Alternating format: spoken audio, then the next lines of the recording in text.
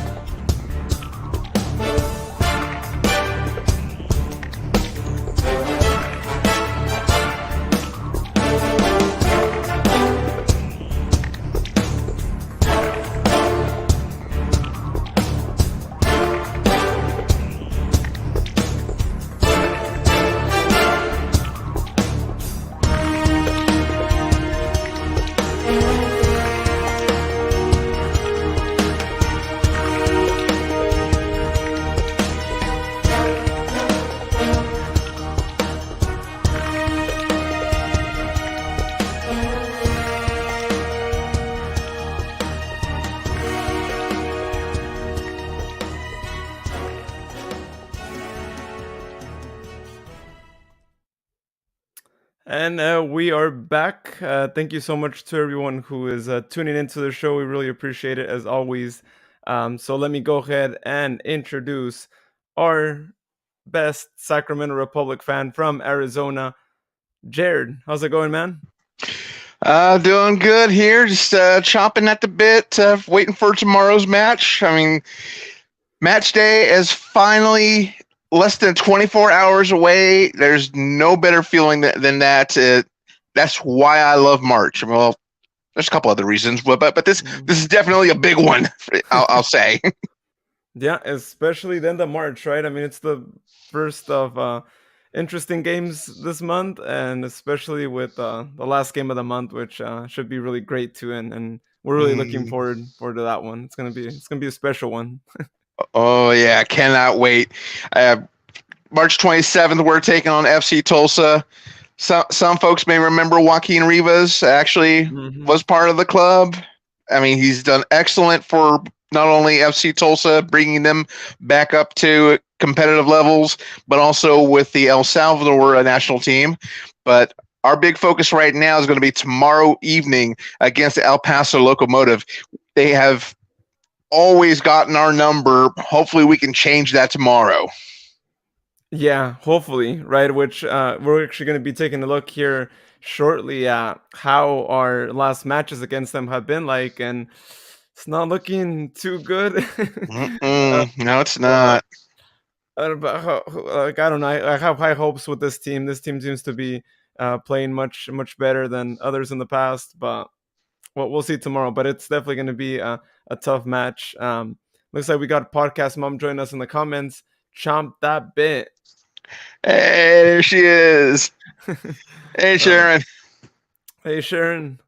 Thanks for tuning in too, and thank you to everyone else who's tuning in. Of course, if you want to leave your comments, please feel free to leave your comments. If you're on Facebook or YouTube, you can actually leave a comment. If you're on Twitter, unfortunately, they do not allow for comments at the time being, which really sucks. But hopefully they change that. And let's see, Sharon saying, yes, they have our number, and now Danny V has Cam's number. Yeah, we were just talking about that, and yeah, I know you pointed that out, Jared, right? And yeah, looks like Cam's 31 is now Danny's 31. That just means he's got high expectations on board at the moment. Yeah, oof. There's a lot that goes with that number, so. Yeah. I mean, we're not saying he has to do a flip after every save. Actually, we prefer he not flip after every save. But the spirit is there. I'm hoping. Yeah. Hopefully the spirit is there, and he does the number justice. And I mean, who's to say he can't score a goal, right? One of those last minute corner kick goals where you have the goalkeeper go up and see if he could, get a header there. But It's happened before. Keepers have scored once in a great, great while. So who knows? It hasn't happened in Sacramento yet, but I'm waiting for that moment when we get that last minute goal by a goalkeeper at Hartwell Park. Imagine that. Yeah, I mean, Wow. maybe if he can somehow summon the power of Roro's goal from Arden Arcade or Del Paso Heights that took out Vancouver all those years ago. Oh yeah. Hey, well, Roro's there, right? So if he needs to Mm-hmm. summon him. He Yep. could summon him there too. Well, yeah. Again, thank you so much to everyone who's tuning in. Feel free to leave your comments on anything that we talk about or anything else that you want to comment about. Leave it there in the comments, and we'll be going through the comments as we go through the show. We might be having other people join us as well, so you might be seeing more screens show up here as we go. And if you're actually someone right now who's like, I wish I was on the screen right now with these guys here, then just let us know and we'll send you the link here to join our studio and give your thoughts on tomorrow's match. We want to hear everyone's thoughts on this home opener happening tomorrow as well. Sharon says, as long as he saves as many shots as Cam puts in. Yeah, that's what we're hoping for, right? We're not asking for goals. I mean, goals are nice, but we're hoping he could give as many saves, or if not more, right? Then Cam scored goals. So Yeah, that would be nice. I mean, we're like a hotel. We kind of need the clean sheets. We got so many guest teams coming in. We got to take care of them properly. We got to get them clean sheets. yeah, actually, now that you mention it, yeah, clean sheets is the way that he could try. Let's see him top Cameron's goals, right, with clean sheets. That'd be nice. Yeah, yeah. Cool. Well, let's go ahead then and just have some things here for all of you to know more about. If anyone is just watching the live show and doesn't know what else we do, we also do a podcast called State of the Republic podcast, and you could check that out wherever you listen to podcasts, music, all that, Spotify, Apple, Google, etc. Or you can also visit the link there on your screen, and it'll actually take you to this pod page, which has some of the platforms we're on. And if you're on your mobile device, you actually just tap on your option and it takes you right to the app and opens the podcast. So pretty convenient way to listen to us, just going on there as well.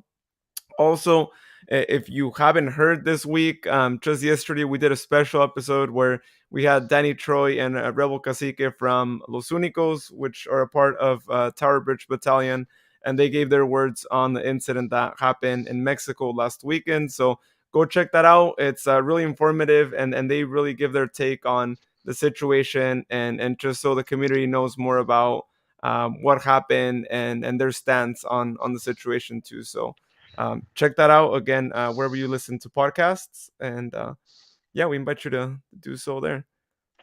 Yeah, I actually listened to that earlier today. I mean, it was just, I mean, very informative. I mean, definitely from the heart, explaining what all had happened, and then also how people are seeing the supporters groups as a result of this. And really, there's a lot of the negativity is just based off of fear and hype from all the media, just like they've stated. I mean, Tower Bridge Battalion, Los Únicos, La Banda del Puente, Levy Patrol are nothing like that. I mean, we're welcoming. We love our club. We love our people. Definitely come out and hang out with them during a home match. I mean, then you'll really see the supporter group culture in Sacramento. It's nothing like what we've seen in Querétaro and Europe, anything like that. As far as some of the gruesome scenes that you've seen, nothing like that. Completely love, complete respect, and believe me, I've been going to these matches for years, so I wasn't born yesterday. So definitely listen into that special episode. I mean, very, very close to the heart. Yeah, and of course, if any of you don't know, Jared is a part of TVB as well, like you mentioned, right? So Mm-hmm. he's known the people there for a while now. So yeah, but yeah, I'm really glad that we had the chance to record that. It was a really kind of like a last minute thing too, but I'm glad that we were able to have that on there. So if anyone goes to the match tomorrow or any other home match, you might not be as scared to go near the area or even get to know the people there, because there's a lot of good people there. So glad they had the chance to talk about it as well on the show there. Cool. Well, let's go ahead and move on to another thing as well for all of those of you watching us right now. We are going to be giving away a signed State of the Republic scarf. Last weekend during the Meet the Team event, I went around, had most of the team sign it. So it's signed by most of the team, including Todd Donovan as well. So make sure you listen to our next podcast episode to hear our thoughts on tomorrow's game and also to find out how to win this scarf. You'll have to listen to find out. We're not going to post on social media really about it. So you'll have to listen to the show, and we won't tell you when we're going to talk about it. Could be at the beginning, could be towards the end.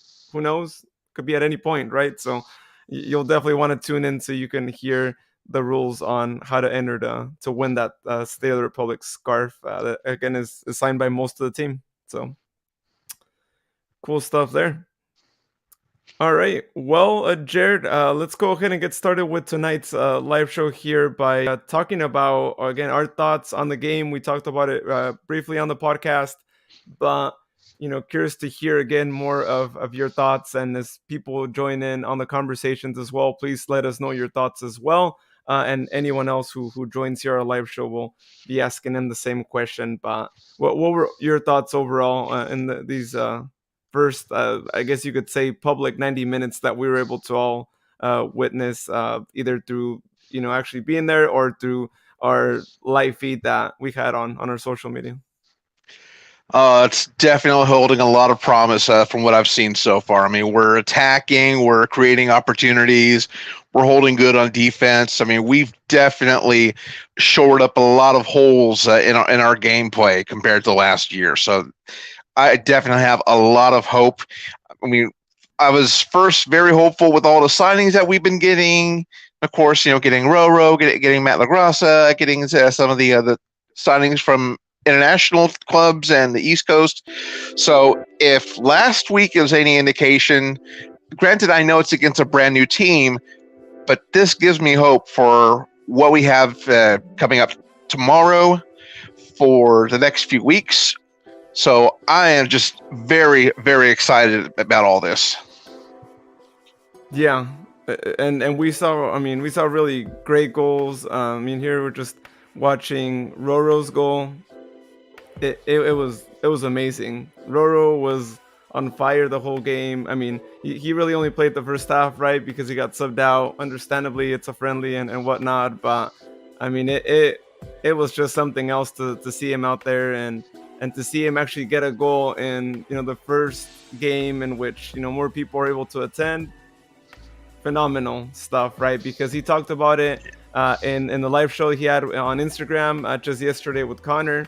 And he had really only played, and it's crazy, right? I mean, the last time we actually were able to see him in person in a game was in that game against Tulsa, right? The only one that ended up being open to the public in 2020 before the pandemic closed down everything. And he was subbed in. We only saw him literally for, I think it was like 15 minutes or so in that match, and that's it. Right after that, he had an interesting season, I think, in 2020, right? And then, as we all know, he left and went over to Rio Grande and whatnot. But we hadn't seen him for much, right? And so the fact that he's back, you could just see it in him that he's got the energy to actually, just be different, I think, than he was in 2020, considering that, he's 2 years older now. But, I'd say he's younger than he was in 2020. Like, he's got a whole different mentality now, and he really wants to make sure that he gives it his all on the pitch. So really great things. Yeah, it's just been a big change, especially for some of us that have come out to Chandler. And 2020 was that playoff match. Unfortunately, it ended at the time his second stint with the Republic FC on a bad note. With the handball, and then the next year in the playoffs, like you said, he's with Rio Grande Valley.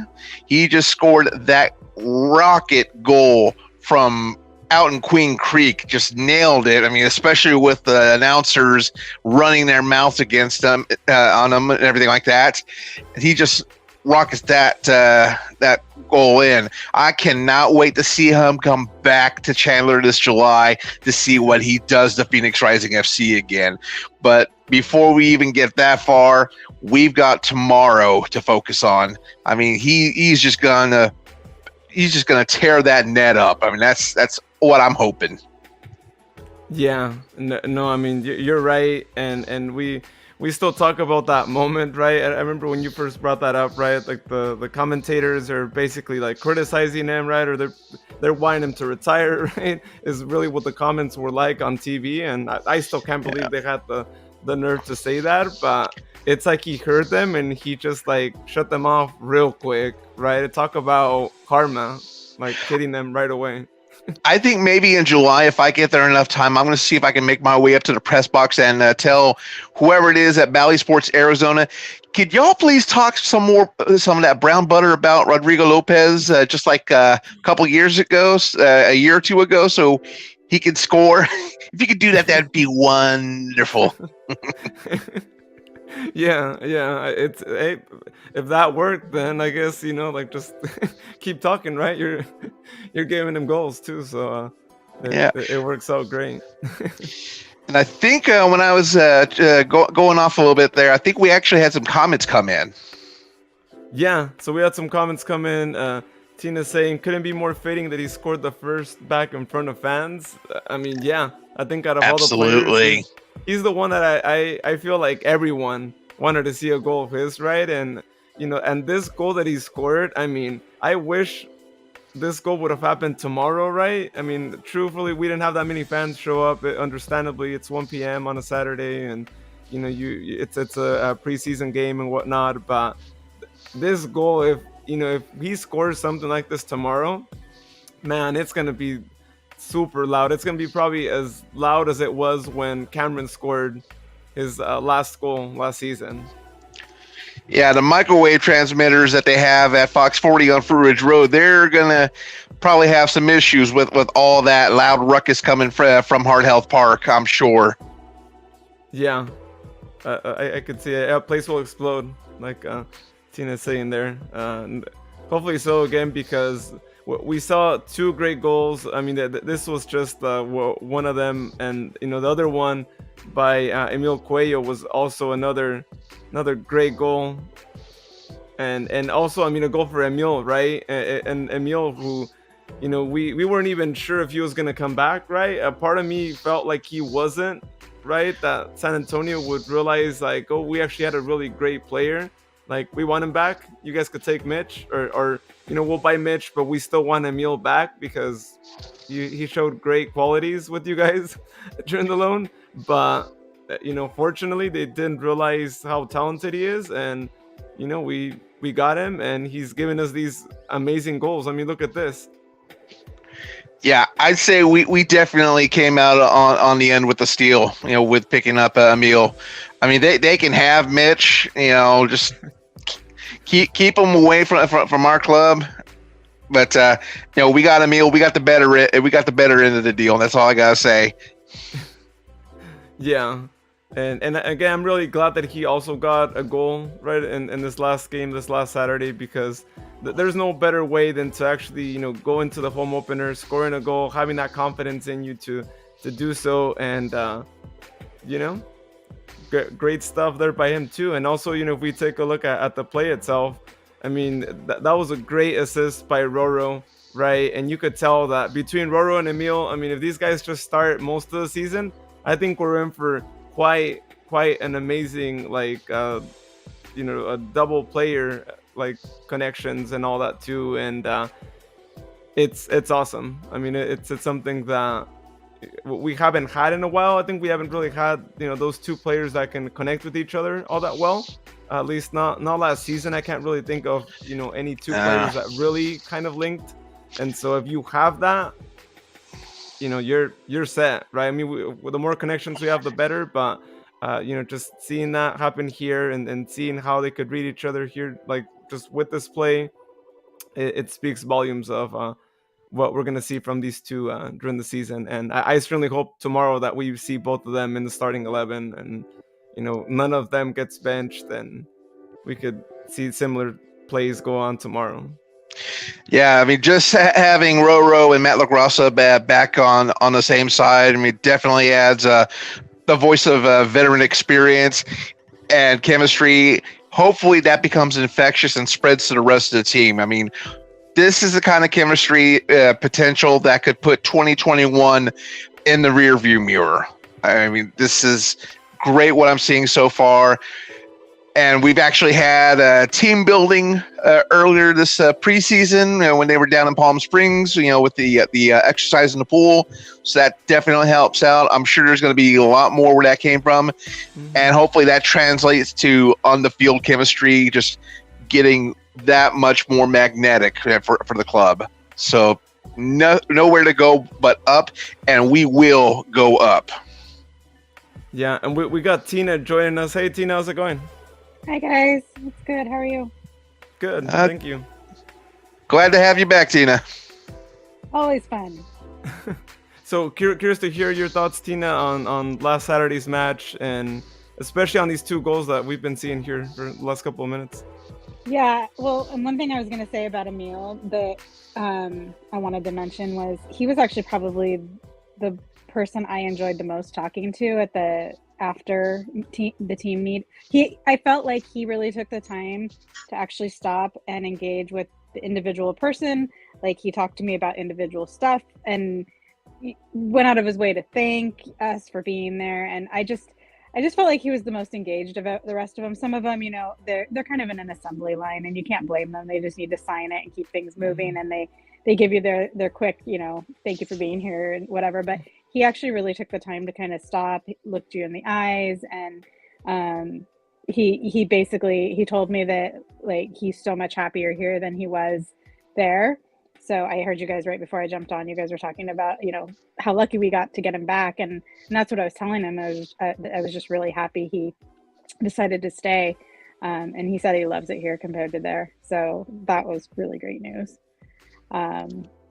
But yeah, I'm super excited about this season. I think we got off to a really good start. The first half of the game especially was just amazing. It was so much fun. And even with, only half of us there or whatever it was, you could just feel the energy with the fans too.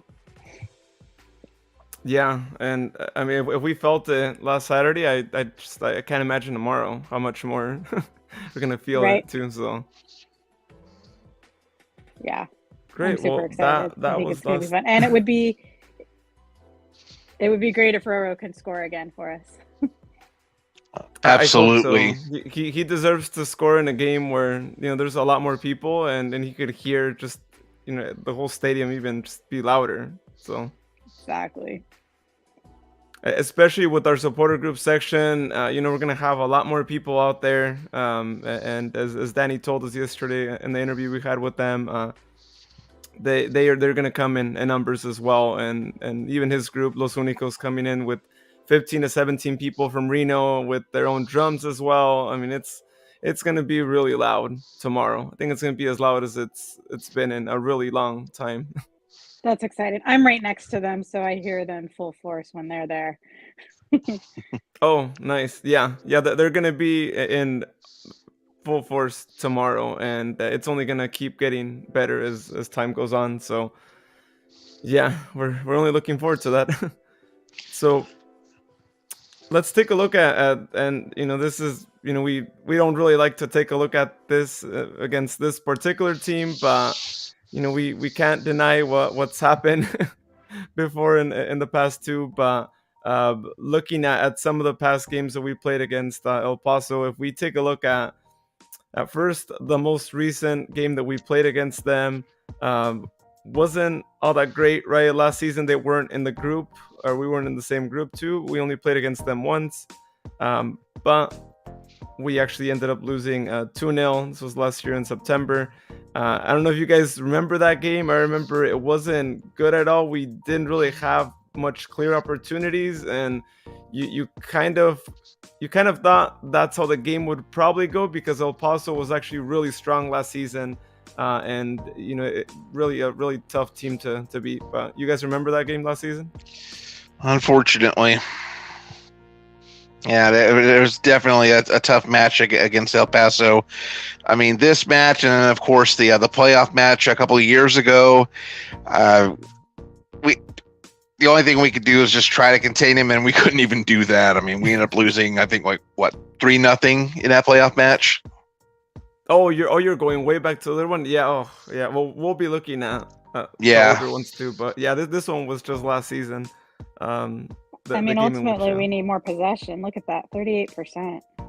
Yeah, we hardly had any touches on that match. Yeah, I remember. I mean, it was all them. The chances. I mean, we did have 5 shots there, but none were on target. They had 5 on target. I remember it could have been more than 2-0. Like it was not good. We had a few games like that last season, unfortunately. Oh, quite a few. I mean, some matches we were lucky to even get the draws. Yeah, that's true. Let's see, we got Frank. I hope I don't butcher your last name. I'm sorry. Irie, one of those two. Sorry. He says the assist is what made both of the first 2 goals, and both of the finishes were dead on. Yeah, those absolutely were on point, and it's cool. It's cool when you can see really nice assists. It just goes to show a lot of the teamwork that's been developed already for over the past couple of weeks. And like Jared was saying earlier, right, it's that trip they did to Palm Springs was on point. I don't know who thought about that, or like choosing that place, or doing that like little retreat thing, but it seemed to work a lot. And that's what some of the players have been saying, and over again, that really made a difference, and it really allowed them to get to know each other more, and be able to actually spend more time, right, than they usually do, which usually just practice. And some of them still do other things outside of practice, but it really helps establish that camaraderie. So they seem to be like legitimate friends outside, even outside of like I was listening to Connor's where's the Angel Wings his podcast today. He talked to Dan Casey, and they were talking a lot about like they have a coffee club, and a bunch of them go and get coffee together. And I know some of them post that on like social media and stuff too, but like it's cool to see that they're doing a lot of things with each other, just even outside as friends too, because then that means they're just even stronger in the locker room. Yeah, just harkens back to the days of 2014, 2015, 2016, and so where you would just see a lot of video and photo of them just hanging out, doing things outside the pitch. We haven't really had that kind of chemistry over the past couple of years. I'm just glad we finally have it back. I mean, that's just going to make the relationship stronger, the club stronger, and then hopefully, should there be situations where some of these players go separate ways, go with other clubs, and they may join back up later on, that's just going to benefit them as well. But I mean, let's enjoy what we've got right now. I mean, with the fact that they're taking this time to build the club, build the fan base. I'm just excited for this season so far. I mean, it's just in all aspects. Yeah, no, it's great to be able to see that happening again too. And I think it always translates to the field, right? If you have a team that gets well outside of the field, normally on the field, they're gonna understand each other more, and there won't be any hard feelings on anything, right? So it's always good. We got, and then they just love each other even more too. Like you can tell they celebrate more. Like even just in the preseason game, they were like all of them were there hugging and high five. I mean, they were just so happy for each other. So yeah, and it's a preseason game too, right? It's like, I've never seen celebrations like that during the preseason game. So it's great. Looks like we've already got another prediction. Scott saying new team, new result, 3-1 Republic. I like it. Yeah, that would be great. And I think, if I'm not mistaken, I'll look here through my notes. I think that's your prediction, right, Jared? I think I had 2-1. What was it? Oh, Sharon's actually. Oh, well, Scott, you and Sharon have the same same prediction. So hopefully you guys are right. I like that. I like that number. I'm hoping they're right too. I mean, better than my 2-1. Oh yeah. Well, yeah, better than my 3-2. So I'll take that any day. So looking at other games that we had, and again in 2020 we didn't play against them. I mean, it was a different year, different structure, and all that. But in 2019 we did, and not good at all. And I think I might be wrong on this one, and you guys could correct me if I'm wrong. I think these were the first games that we played against them. Was that the case, or did we play against them in 2018? You guys remember? No, I think 2019 was their first season in the league. Oh, okay. Well, if you guys recall, and this game was infamous too, the game where they visited us, which is actually listed there, September 28th, 2019, where we lost 2-1. You guys remember that's the game that had the really terrible like rain and thunder and all that? I don't think I stayed for that whole game. I think I finally just about halftime I bailed. I couldn't do it. Yeah, so that's the infamous game where that happened, and I don't know how many people ended up staying. I mean, from seeing the replays after that happened, it looked like maybe 50 people were were like still in the stands. But I remember how chaotic that day was, and a lot of people were thinking, "Oh, it's just gonna get canceled," and people were rushing to their cars. Some people were trying to like be under the bleachers, which that wasn't a good idea. I thought it might be a good idea just to be under the bleachers, but it was actually worse being. Yeah, I was over by in the bar area, and like the whole top thing was like coming. It doesn't hold water well. It's not really made to hold water, so it just was a mess. And Sharon's telling us I stayed. Kiffy was playing for El Paso. Oh yeah, that's right. Memories. Well, hey, that's great of you, Sharon, that you stayed, because it was tough. It was a tough game, and it was so sad, right? Because it happened right at the beginning, and we all didn't know what was going on. I didn't think they were gonna play it. I mean, the weather was pretty bad, and the pitch was like pretty soaked. So, I mean, I'm still in disbelief that it still happened. But we ended up losing, which maybe they should have just played it the next day, and that maybe could have been different. But yeah, ultimately that's been the closest we've ever been against them. Is a 2-1 score. But the other two games, 3-1, 3-0. Yeah, it's about time we actually beat them. It's been a while. It's overdue.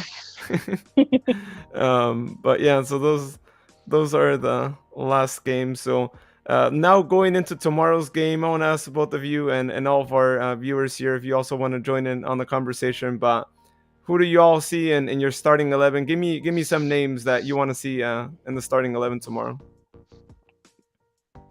Well, Roro, of course. Oh yeah. I'm sorry, he's going to be key, I think, all season long. Just his ball placement, and I think he's just going to be key to setting up, even if he's not making the play, like even if he's not the one scoring the ball.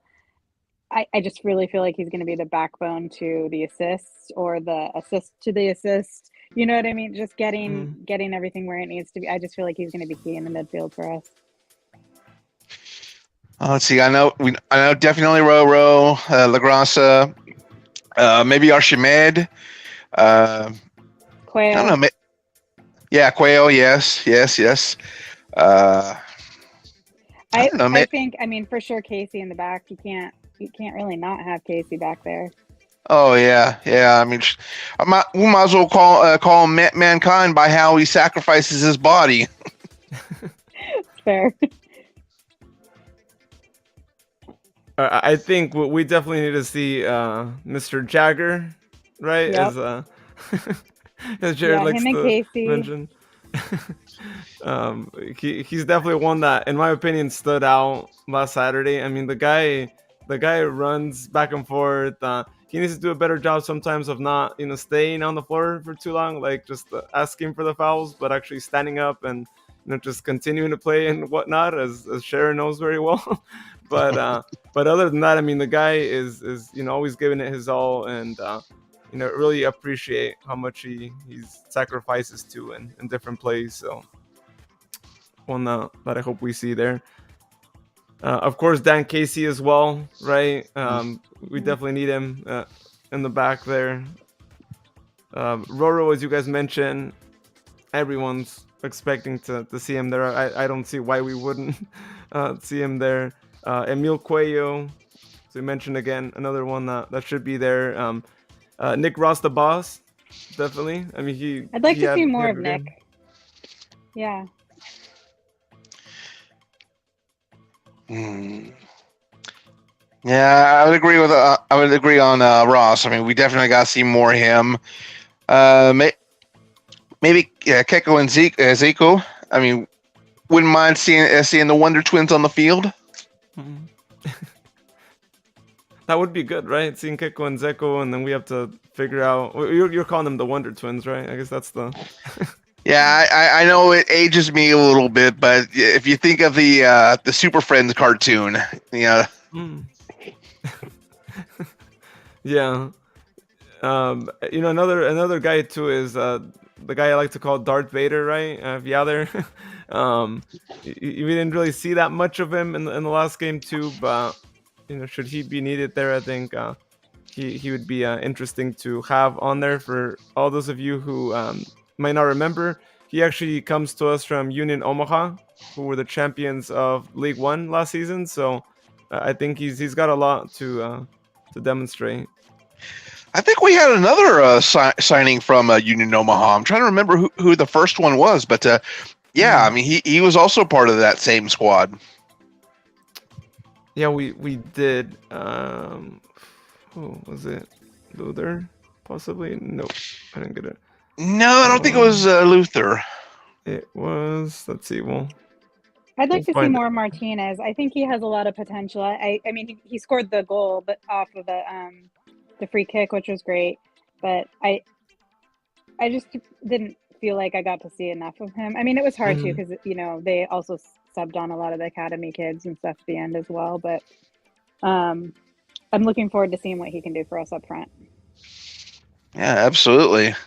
I mean, we signed him for a reason. I mean, we got to give him some minutes. Yeah, he's definitely got to have more time, and he's one that I think might be the MVP this season. I'd almost be predicting that, because he's a goal scorer, and if you guys look at his record in other teams, he's done pretty good. So yeah, I think he's got a lot of potential. Yeah. So let's see. We got more comments here, people. Sorry, I was zoomed in here on my screen. Just saw them right now. Let's see. We got Scott saying Dougie Jr. up top, and gotta have Roro controlling midfield. Casey holding down the back, and Saldana and goal, obviously. Still learning everyone else. Totally agree with all of that.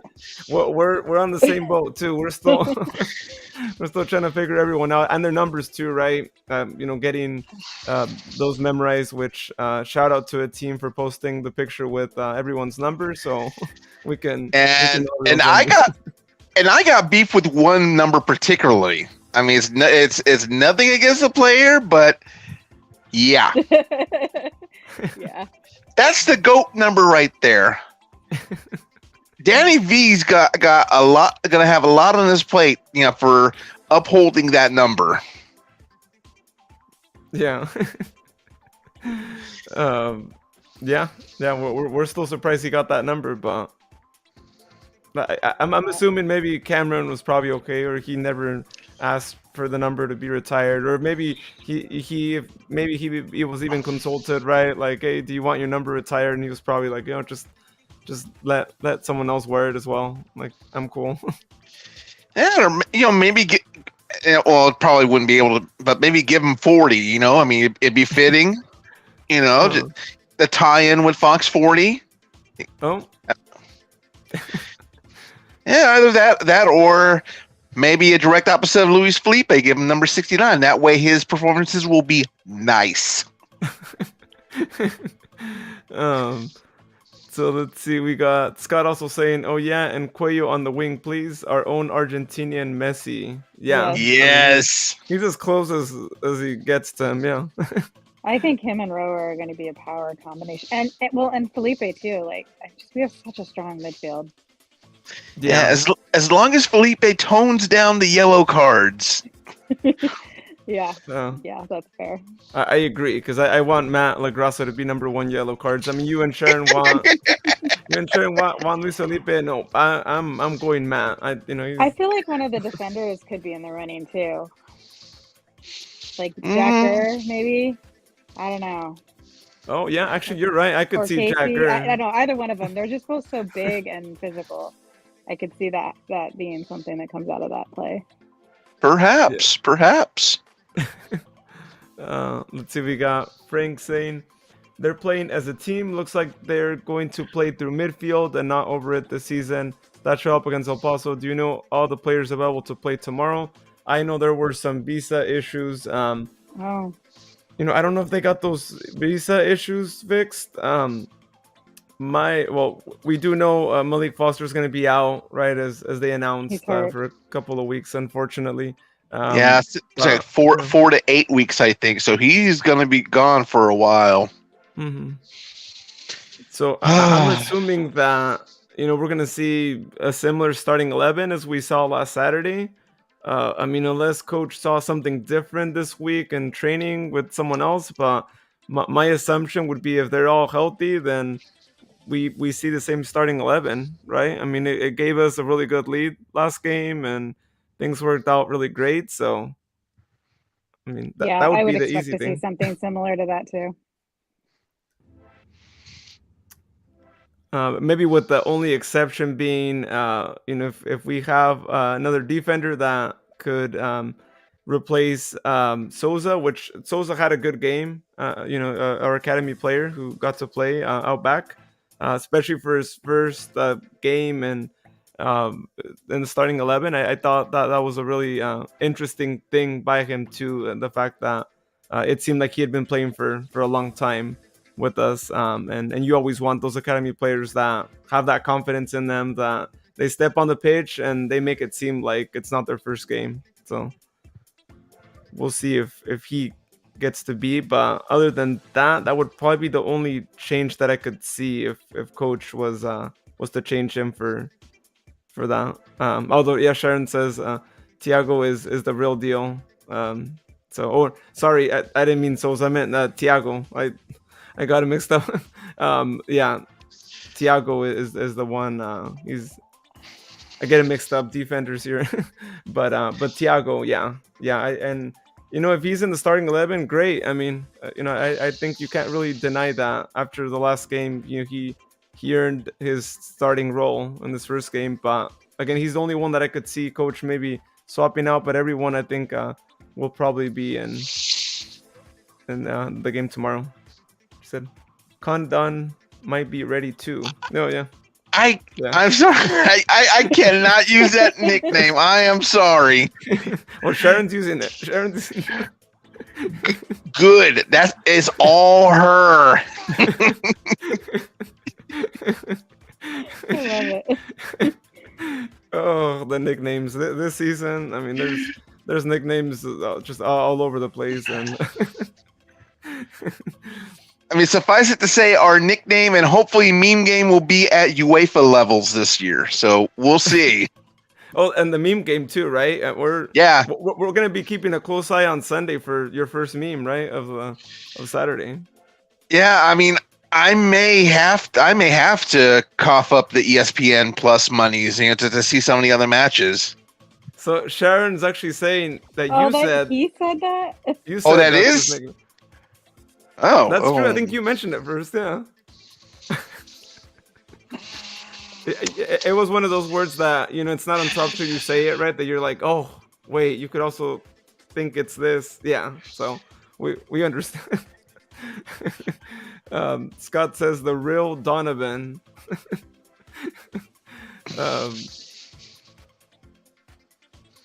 Yeah, I guess for us, just because he's not coaching us, right? But yeah. But Basically, shout out he's to the other Don. yeah, he is our Don Oven. Yeah, our Don. Looks like we got Ryan Strange actually joining us here as well. Hey Ryan, how's it going? There we go. So I think Oh, he's still on mute. Here we go. There Hey, you go. who do you got in your starting 11, Ryan, for tomorrow?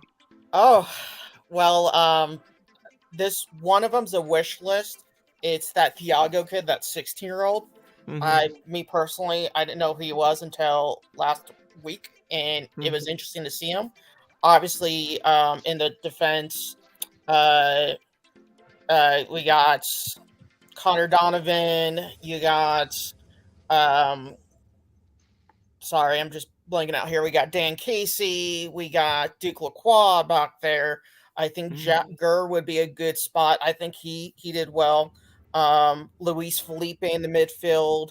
I'd like to see more of Keko, but after talking with Mark Briggs after Saturday's game, and some of the coaches, they were saying that, he has to adapt to the pace of our type of league. He's not used to that versus where he comes from.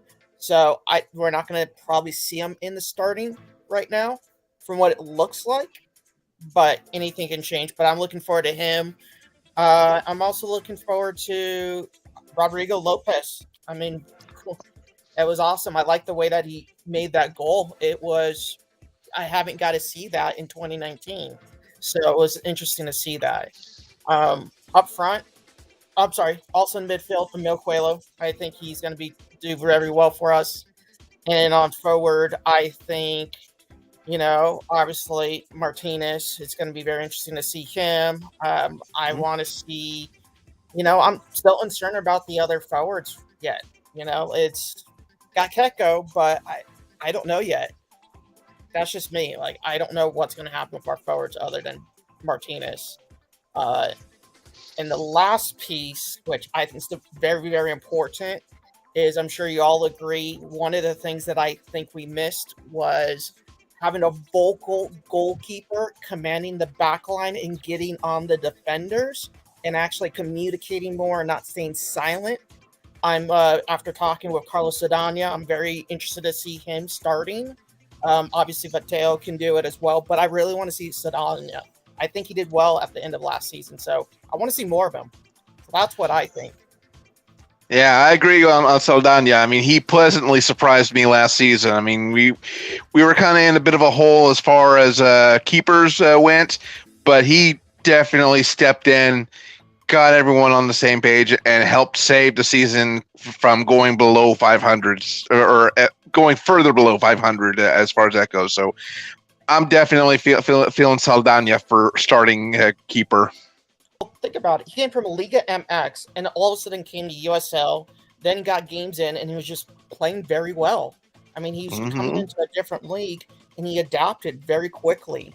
So, I mean, it's not always easy. I mean, that's kind of like, even though it's different, Keko, he's coming from, La Liga, even if it's third tier, second tier, even if he played at first tier, it's still a different game than how USL's played or how MLS is played. So it's always a change in seeing certain people try to adapt and see how quick Carlos Saldana did. I'm just very excited for him.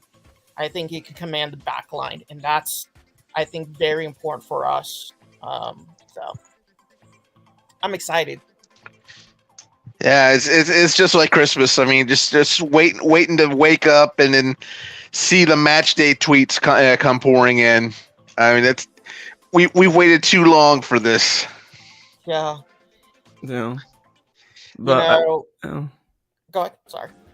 I was just gonna say, now you bring up a good point in terms of forwards, right? Like, we're really only depending right now on Douglas, and Malik's out for a couple of weeks, as we mentioned earlier, and Luther, I think, might be one of those players that we're still waiting on the visas for, and I think even Zeko too, right? Correct me if I'm wrong on that one too, but I think Zeko Lewis, yes. Yeah, so both of them, I think we might be.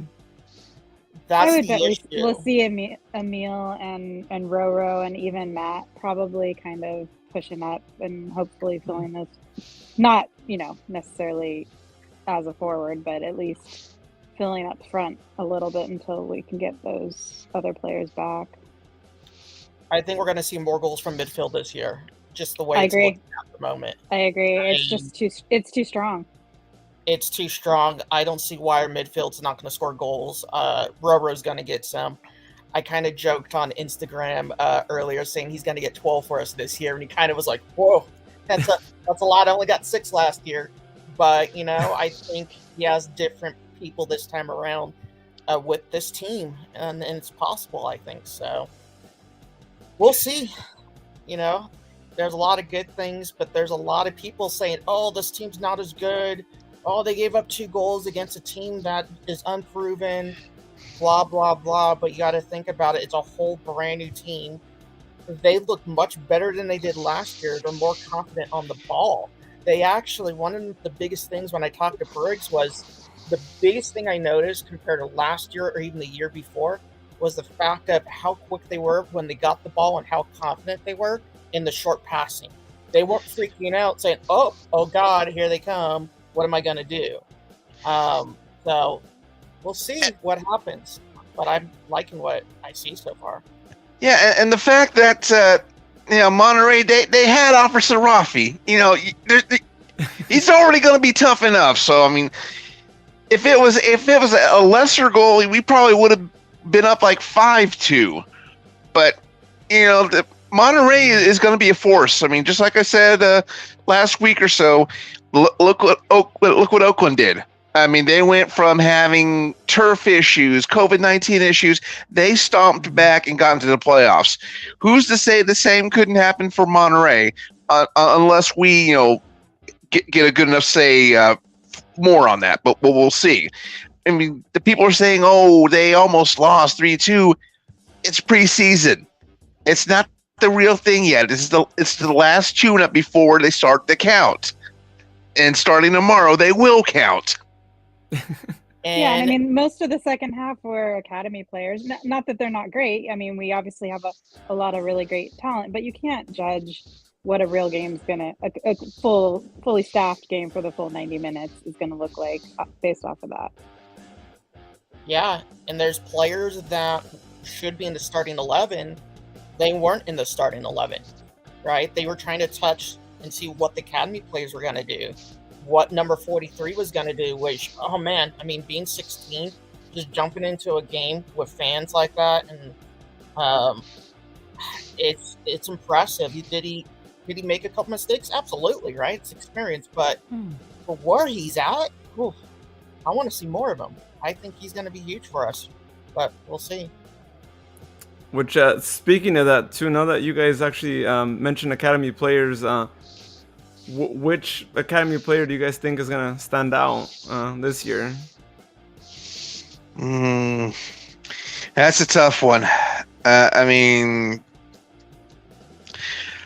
to be honest, I haven't done a whole lot of homework on our recent academy players. That's on me, but that just means everybody has room to step up and just shine, get on their minutes, get on that starting 11 as best they can. I mean, this is definitely a proven academy club. I mean, look at now Gio. More than likely, he's going to be with Vancouver instead of with us because he's come up from the academy. So it's a pick 'em, in my opinion.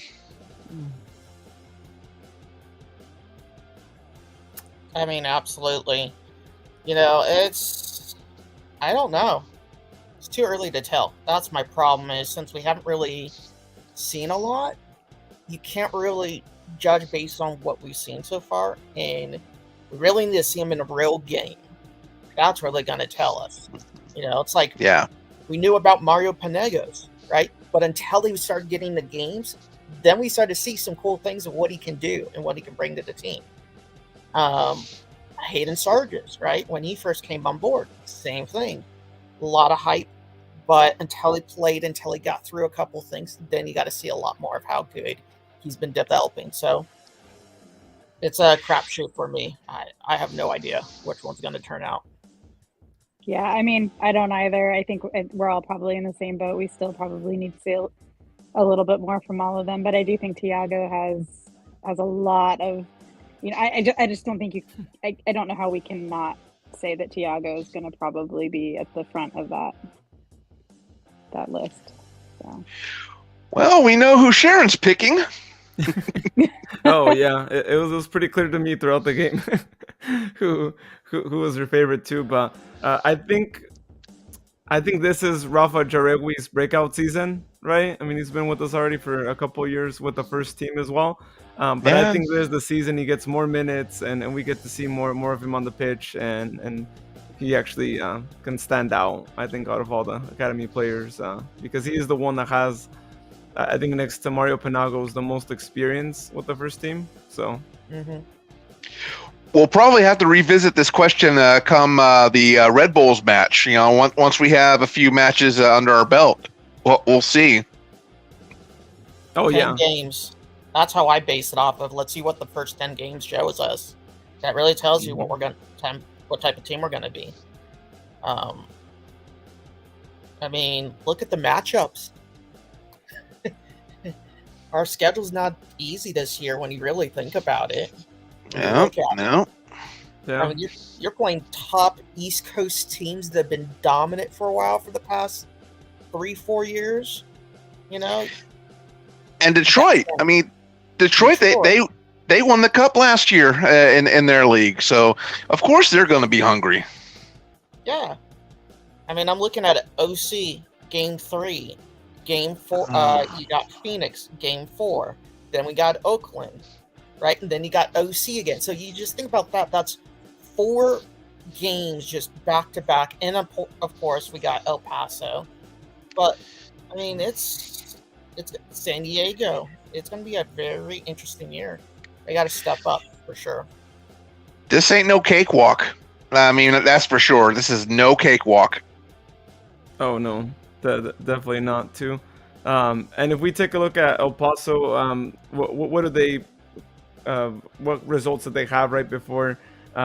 Just interesting things, right? And I'm not sure what happened in February. There, a couple of their friendlies seem to have been canceled, but they were beaten 3-1 by New Mexico, it seems like, at home. And also, I mean, just the score that had all of us on the show just like in disbelief was that they beat San Antonio 7-0. Keep in mind, this is the San Antonio that people were saying has the highest percentage of being a champions this season. I forgot where the source was. I saw it. I just saw something posted about that. Someone needs to get me their dispensary number. For, you know, if taking the cup, right? Whoever said San Antonio is taking the cup with the score like that, I need their dispensary number. I mean, because clearly the stuff here in Arizona is not potent compared to what they got. Yeah, so we don't know what happened there. How do you put Tampa Bay lower than San Antonio? Seriously. Yeah. That makes no sense. They're just, yeah. Why is Louisville less than San Antonio? That don't make any sense. They're consistent. Yeah, I don't know what I'm thinking Mitch. I'm thinking Mitch has been given some kickback to the league office or something, or whoever's making that prediction. That's the only explanation behind it. Yeah. I stay in touch with Mitch every once in a while, and he got some work cut out for him, and he knows it. Oh, yeah, especially after losing 7-0. I think they have a lot to work on. Like I'm looking at it right now. How is Orange County? Their team hasn't changed much. They really haven't. 6%. They're 1% higher than Sacramento after what they did last year. Yeah. I don't. Makes no sense. Yeah. Well, these were the same people that were saying Phoenix was going to be champion last season, right? And we all know what happened. Mr. Handball couldn't do a handball. Yeah, but of course, Mr. Assalte has left the building, so I'm wondering how Phoenix is going to do this year. I mean, they're playing Monterey Bay tomorrow in Chandler, so oh crap, that's right. I don't have Valley Sports Arizona. Oh well. So where does he play? I think he's left the U.S. as far as who he's playing for now. So I'll have to look that back up. But of course, I already let the memes fly as far as his departure. But I don't know. They still have Santi Moore, so they're not completely out of weapons. And they got Quinn. Yeah, they do have Quinn. They do also have James Musa, whose big highlight last year was giving New Mexico a goal the wrong way, the most painful way. Yeah. Oh, we all remember how that. Oh went down. yes. Yeah, it was something else there, but yeah. So that's the last game that El Paso had 7-0. So kind of crazy way to play against them after a 7-0 game, but I don't know. Something went really awful there for San Antonio. I don't think El Paso's that strong to do a 7-0. They got a good team, but the guy to look at this year is Diego Luna. I mean, after last year, if he controls what he did last year, that's going to be scary going up against our defense. Not that we can't let him slip. That guy is really good. He's been up and coming, and it was his first year last year, so I'm more worried about him than anyone else on their team. Well, let's also not forget that they have Evan Newton in between the pipes too. Yeah. So that's at least two people we got to keep an eye on. Yeah. I don't know a lot of those other guys too on their team. Chapa was the only other one, but we'll see. I hope they bring their A game tomorrow. Yeah. I think it'll be a good test for both of our teams. Just to get out there with it. I think it's good we have kind of a solid team to start out against, honestly. I'd rather see that and just really see what our team can do against a solid team. As opposed to, playing Las Vegas for the first game. Oh, yeah. Oh, God, can we please play Las Vegas a few more times? Especially that Labor Day match. Oh, yeah, if only we could play against them more than 2 times. It would be nice, Hell, I'm down with partying with Lucy Flares after the match again. I mean, they were cool folks. I'll say. I mean, who knows? Well, now just taking a look at our own schedule, right, is you guys were talking about earlier, and some of the games that we have after this Saturday's game, just to give us an idea of how we're looking like for at least this month and then part of next month. Let me make sure here. So of course tomorrow El Paso, and then we travel down to San Diego on Saturday to play against them. And then we come back home on Jared's birthday, March 27th, Sunday, to play against Tulsa. Then we have another home game against Monterey on April 2nd, Open Cup midweek. And then we get, fortunately, they don't play the following weekend, right? So shout out to either team or USL, whoever knew about schedules and decided not to schedule a game after the Open Cup weekend, meaning that we might be able to see more of the starters actually play in that game. Not that they'll be, I think, required. I think that's a game where you could try out more players, but if you need them, they'll be there. And then we actually make the trip back to Southern California against Orange County April 16th, and then another road game in Texas against Roro's former team, Toros.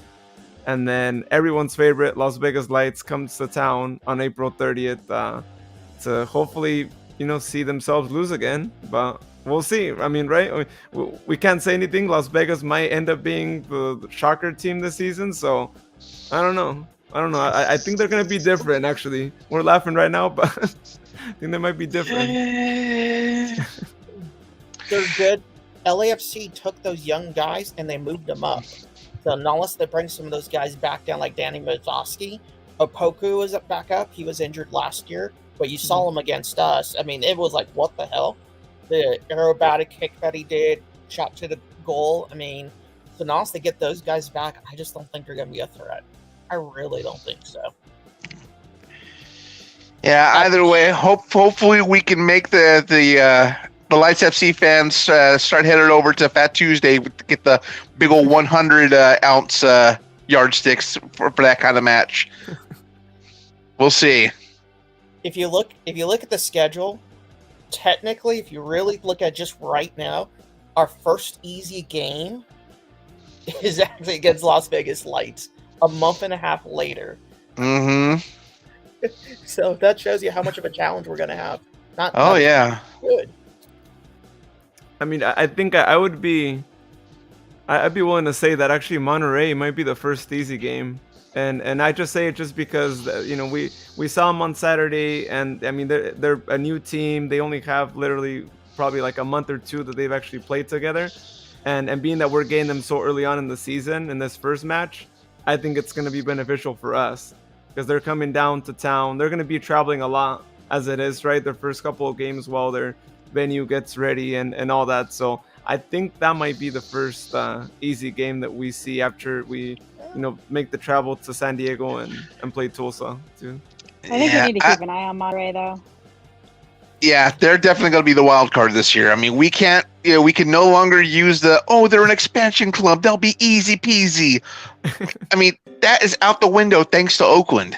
I mean, we drew the first 3 matches against them, and they're supposed to be the brand new team, and yet we couldn't even do anything with them until the 4th game. So we can't take Monterey Bay lightly.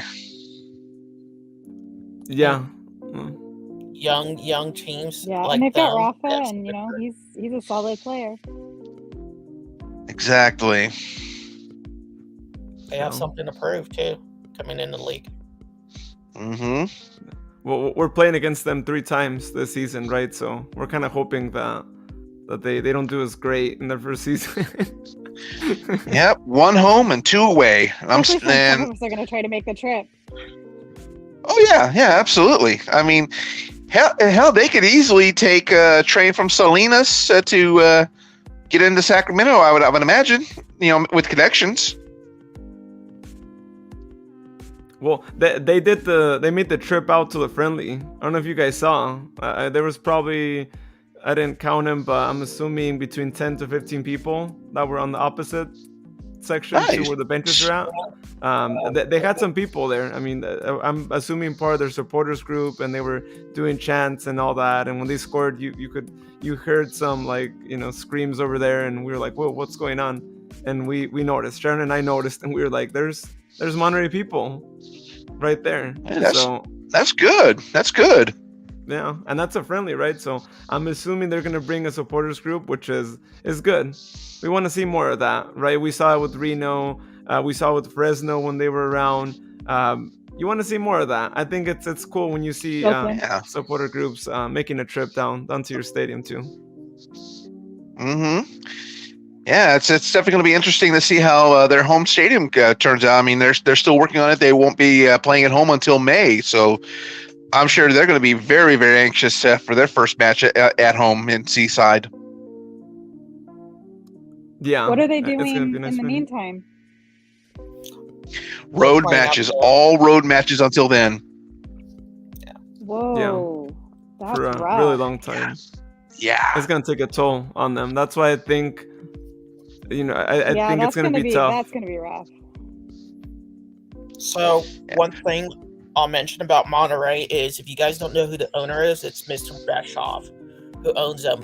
I work in the automotive sector, so I used to own an automotive group, and I've worked with him personally out at stores, and I can tell you he's a very competitive person. So as an owner owning this team in Monterey, and one of his main sponsors is Cardinelli, which is actually my wife's his daughter, because my wife grew up there. Long story short, they're very competitive people. So I would not be shocked that they build a competitive team, even though it might take a little time. That's why, kind of like goes to your point, Jared, you can't count them out yet. Just from the ownership side, they're going to try to be aggressive. Absolutely. I mean, they're the debutante of the Western Conference. They're going to have a lot of eyes on them. So they definitely have something to prove in their first season. and you got owners that want to win too. Not saying that our owners don't want to win. Obviously, he does, but it's good. It's good competition, and now it's just more of we gotta improve ourselves. Step it up. Yeah, more local rivalries too, right? I mean, the Oakland games against them are going to be intense this season. I already know it, right? I mean, they've got the hold on us, right, overall record wise, and we need to step it up, right? I mean, we've been around longer than they have, and we got to show them that we're top in Northern California at least, right? And and they have Formella now. They have Formella, yeah, that's a good point. So I thought Formella went to Oakland. Oh, yeah, Oakland, yeah, that's what we're talking about. Okay, yeah. Yeah, I think at this point we might as well get a California Cup going. We should. There should be. Someone should. Come with them. And Sharon makes a good point. Yeah, they do have Frank Gallup too, who remembers her from the old days too. And he also said hi to her, right, in last Saturday's game too. And of course, experienced coach too. So. And he's going to have a bit of a homecoming tomorrow because going back to Phoenix, because he was the head coach for Phoenix Rising for a while back. So got a chance to come back to old digs, so to speak, as far as the state goes. I mean, obviously the stadium wasn't around when he was there, but yeah, it's going to be interesting for Frank going after tomorrow. So, do you guys remember who number 3 is on our team?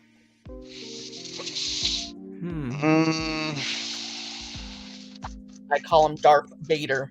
Yeah, Darth Vader. That's what I was calling him at the game, and we were all like, "Yeah, that's a good one." It's spelled a little differently, but it's Damia Vader. Yeah, it's Vader. Vader. Oh, we were thinking the same thing too. I didn't know. It lends itself to it, right? It's like Vader, and then the first letter starts with a D. It's like. Before he steps on the field, dun dun dun dun dun dun. But let's keep the force chokes to a minimum. Yes. Yeah. I mean, he is a defender too, right? So he is going to probably be in those circumstances where, he might have a late tackle. Hopefully not, but hopefully not too many yellow or red cards. Yeah.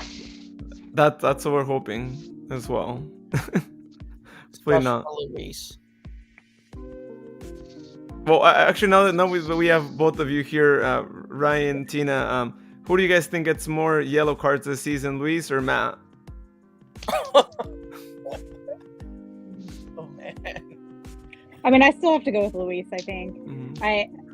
I don't have as much. I didn't follow Matt a ton outside of when he was on our team originally, but Luis got 14 last year. I think it was. Yeah. And that's just his style of play too, right? Like, he's just so aggressive. Yeah. I think it's gonna be Luis. I mean, Matt only got 2 yellow cards last year. That's it. So I just will be shocked if he gets more than that. I think it's pretty much almost a complete consensus at this point. Except me, I still have faith in Matt. I'm like, I feel like at least me, I've learned a little bit more, but I don't know. I think Matt is gonna be a little different with us, right? I mean, he's a local guy. He's gonna play for the jersey, right? Not saying that no one else would, right? But I think it's a different feeling when you're playing for like your hometown club versus someone who didn't grow up, right? I feel like you go at the plays a little bit differently, right? I mean, you're feeling the crest a little bit more because that's basically where you started at too. So I still think a couple of the defenders might be up there too, though. Do you think LaGrasse will get more yellow cards than Jordan McCreary does per season? Oh, I miss Jordan. That's tough. Yeah, Jordan. I mean, Jordan. It wasn't just the fouls, right? But I mean, he was pretty outspoken.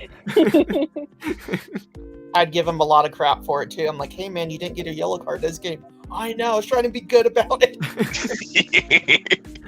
Yeah, sometimes I mean the loud talks happen, and I mean you can't even argue against them, right? Sometimes the referees are pretty bad, as we've known last season, right?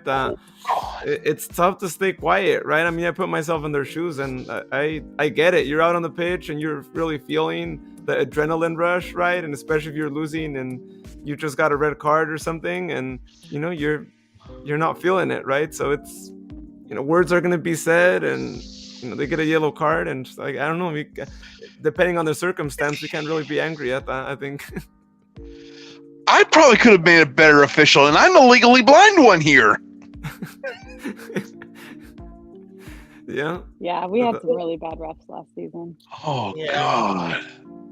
Like this last Saturday, I don't know if you guys recall the moment when I believe the Monterey player was gonna have it was what was it? The ball had gone out of bounds too. They were just about to throw it back in bounds, and they actually threw the ball right at Douglas' chest.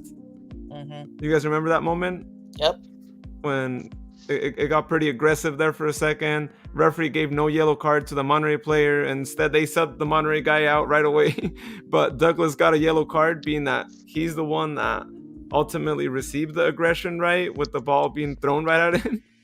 And I mean, it's things like that, right? We're in preseason, and if they're already being like that, I don't know. I was actually surprised with the amount of cards they were throwing around in a friendly. Yeah, and more against us, right? And I don't know if it had something to do with the fact that Monterey players didn't have a name or number, which I still don't understand. How the referee even just wasn't it? Didn't Connor say John Doe? He did, yeah, yeah. So John Doe got a yellow card, but I mean,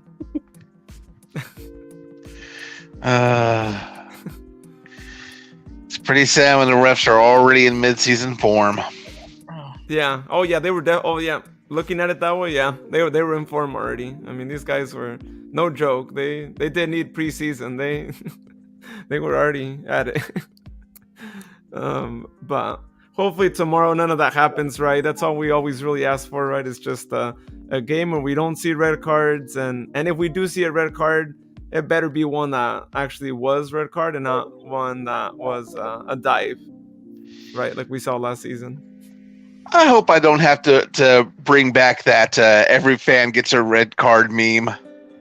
Oh no. Yeah, hopefully not. Let's hope not. Yeah. Well, let's go ahead and give our predictions. Jared and I already gave our predictions for tomorrow. We'll say them again too. Jared said 3-2, or no, you said 3-1, right? Or no. 2-1. 2-1. I said 3-2. Tina, Ryan, what are you guys' predictions for I tomorrow? kind of like the 3-1. I kind of like that 3-1 prediction. I'd be happy with that. I think it's going to be 2-1 Sacramento. Okay. I'd be happy with that too. Be happy with a win. Oh yeah. Yeah, 3 goals would be nice, but I mean, like we were talking about with the forwards, That's true. I don't. To get more than 2, I don't know. Mm-hmm. And then it is. I mean, El Paso's going to be tough too. So yeah, there's a lot in play. Maybe if it was Las Vegas, I know all of you here would be. We'd all be showering goals like left and right, right? Like 5-0, 6-0. Give him one at least, 5-1. Yeah, and the scoreboard will decide. Oh, I'm had enough of this. No more updates. just like in Vegas. Oh, you did tell us that, right? It just randomly stopped working. Yeah, it's like after so many goals from Republic FC, the scoreboard just decided, I'm done, I'm out. They were experiencing technical difficulties, right? Is what they probably said, right? This is also, I think, the ones that turned off the feed prematurely too. Yeah. Yeah. Yeah, I remember that game. Yeah, it was really disappointing.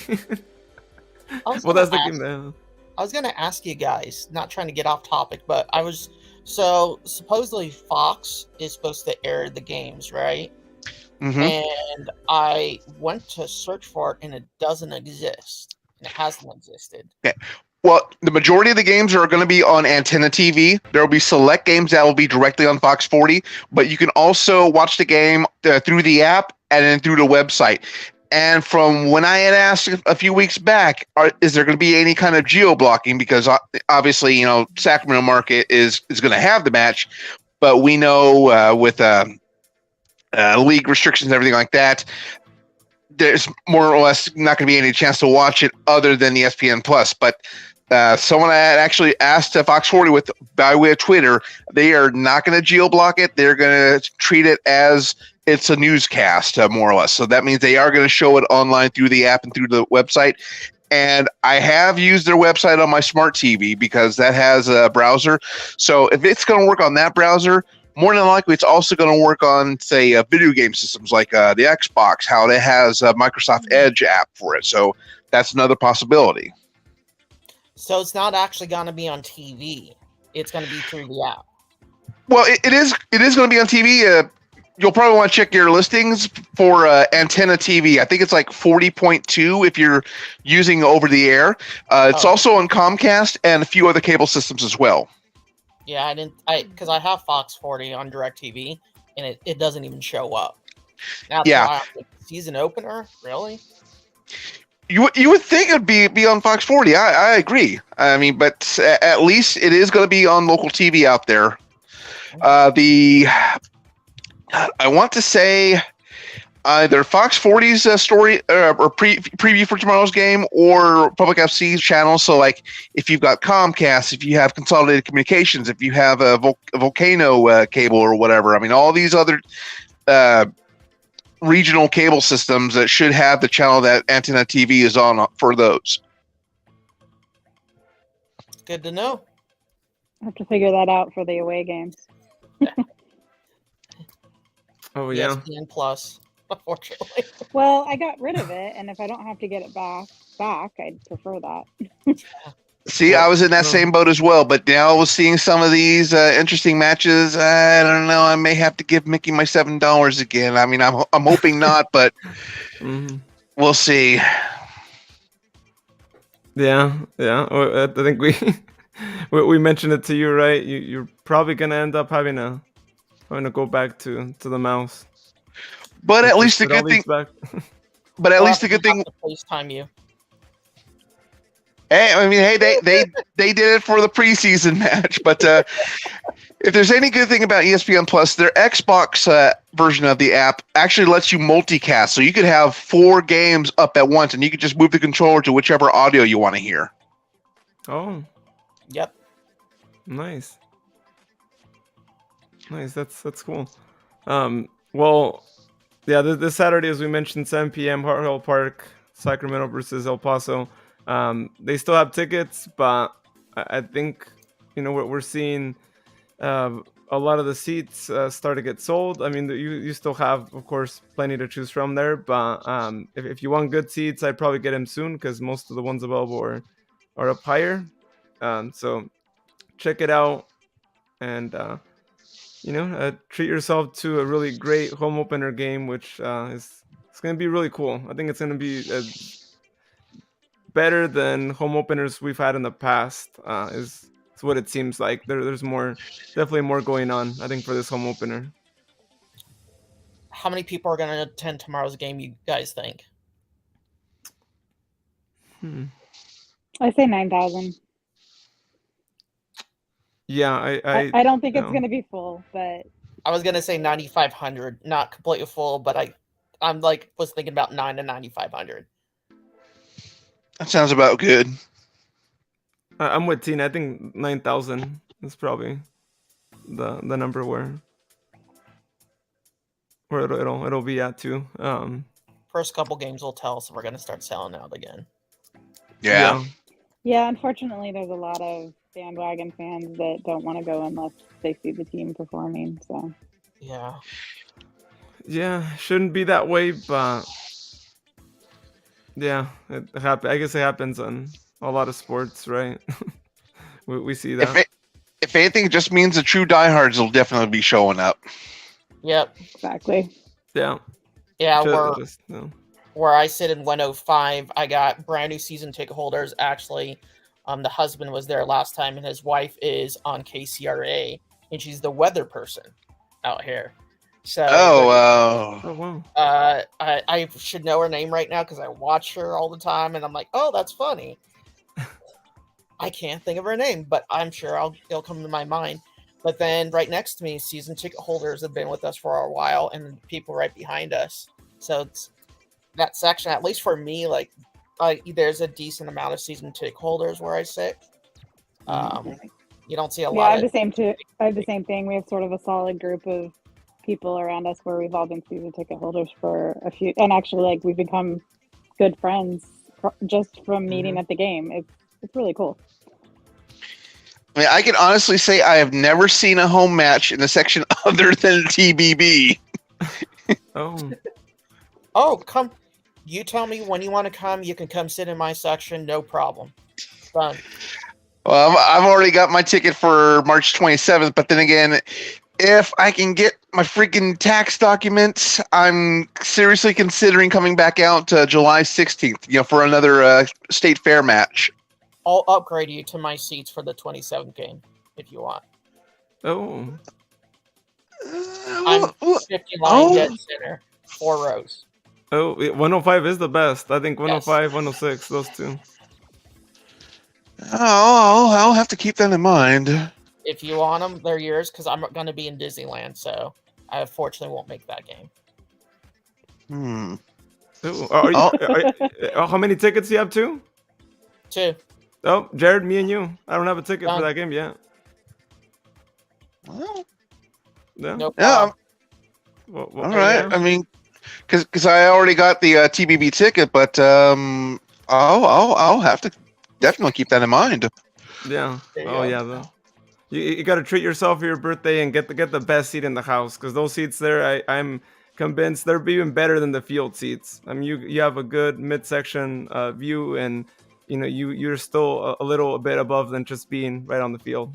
So close enough to still yell at Mark Briggs to put freaking people in the subs. I was yelling. I'm like, put Chavez in the game now. And you could yell at the referee, and they're gonna hear you too, right? I mean, most importantly, we want to make sure the referee hears us, right? Oh, yeah. Especially when he gets close to the benches, right? And he's trying to tell something to our bench. Those seats are good. I got to sit 107 next to Sharon last game, and if anyone ever gets the chance to sit in those seats right there between 107 to 104, man, they could hear you right there. So that's a place to be at. Yeah, I'll have to take that under consideration. I mean, it's I'll definitely think about that then. Even if you want them, Luis, they're yours. Don't worry about it. Oh, awesome. Thank you. Yeah. Appreciate that. Yeah, Jared, let me know too, and so we could be there and celebrate your birthday and with good seats. So hopefully I'll be sober enough to remember my seat then, because like I mentioned, I might be doing a little bit of a mimosa since it's going to be an early game. Oh, that's true. Yeah, that's gonna game unit.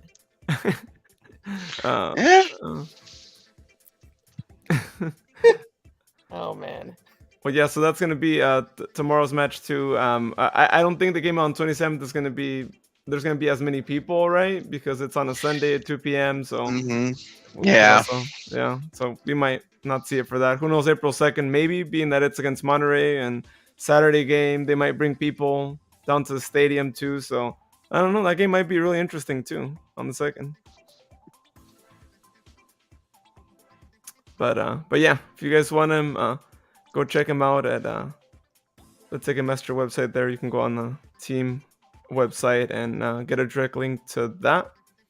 But other than that, also a quick reminder too, we are gonna have our usual stickers too, which we got some brand new ones. They're the matte with they put a white outline on them too, and Ryan there is also sharing them.